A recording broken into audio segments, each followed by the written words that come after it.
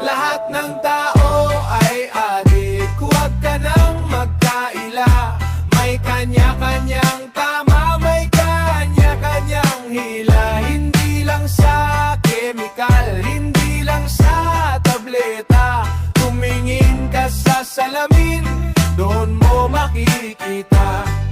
Si Juan ay adik sa pera, walang tigil ang kayod. Kahit katawan at kaluluwa ay dahan-dahang mapagod. Si Maria naman ay adik sa pansin at sa likes. Nag-aabang ng notification sa screen ng kanyang device. May adik sa trabaho, tinatawag nilang workaholic. May adik sa pag-ibig, laging sawi pero bumabalik. May adik sa chismis, buhay ng iba ang pinapakialaman. May adik sa laro, sa computer shop naninirahan.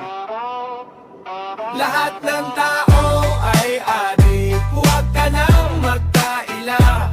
May kanya-kanyang tama, may kanya-kanyang hila. Hindi lang sa kemikal, hindi lang sa tableta.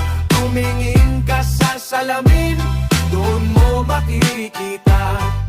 May adik sa kapangyarihan, gustong laging mataas. May adik sa katanyagan, kahit dangal lang madulas. May adik sa kape, hindi makagalaw pag walang tasa. May adik sa reliyon, pero kulang sa gawa at pasa. Ang iba ay adik sa lungkot, laging naghahanap ng drama. Ang iba naman ay sa galit, laging naghahanap ng gera. Iba-iba ang mukha ng ating mga adiksyon. Iba-iba ang tindi, iba-iba ang direksyon.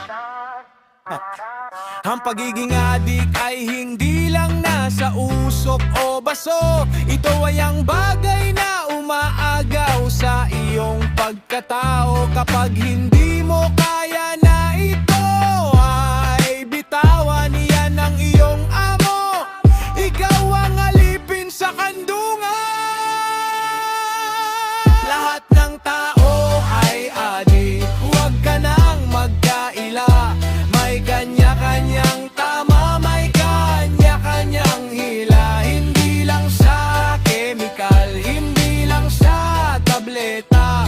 Tumingin ka sa salamin, doon mo makikita.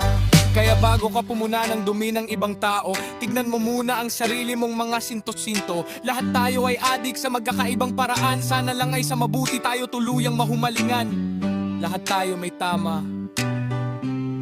Ikaw, anong tama mo?